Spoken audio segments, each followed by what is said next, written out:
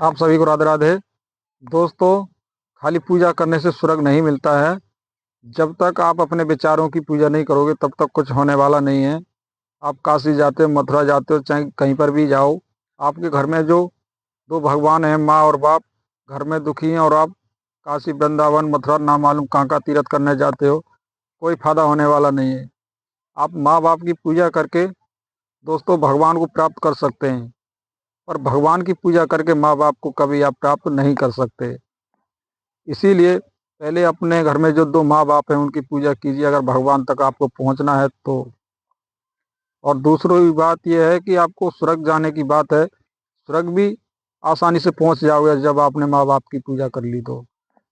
दोस्तों, मंदिर मस्जिदों में कुछ नहीं रखा है, जो है सब अपने घर में है। आप सोचते हो कि हम वहाँ जाएंगे तीर्थ करने, यहाँ जाएंगे वहाँ जाएंगे, कोई फायदा नहीं होने वाला। पहले अपने माँ बाप की सेवा कीजिए। जब माँ बाप की सेवा कर लोगे तो सारे तीर्थ आपके हो जाएंगे और आपको स्वर्ग भी मिल जाएगा। कहीं भागने की कोई ज़रूरत नहीं है। दोस्तों, पहले महाराजा एक हरिश्चंद्र थे जिनकी भगवान ने परीक्षा ली थी।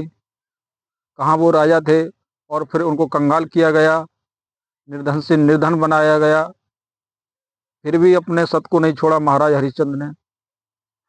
उनकी रानी और बच्चे तक बिक गए, फिर भी उन्होंने सत नहीं छोड़ा। दोस्तों, भंगी के घर बेच दिया गया, फिर भी सत नहीं छोड़ा। तो ऐसे महाराज हरिश्चंद्र को देखिए और उनकी तरह आप बनिए, तो दोस्तों स्वर्ग जाने से कोई नहीं रोक सकता। भगवान तो आपसे कौल हार जाएंगे जब आप इस तरह से परीक्षा में पास होंगे महाराज हरिश्चंद्र की तरह।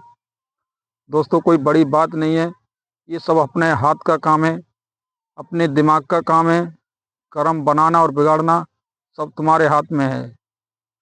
कोई बाजार में कर्म नहीं मिलता है, कर्म तो केवल अपने हाथ से बनाया जाता है और कर्म के आधार पर फल मिलता है आपको।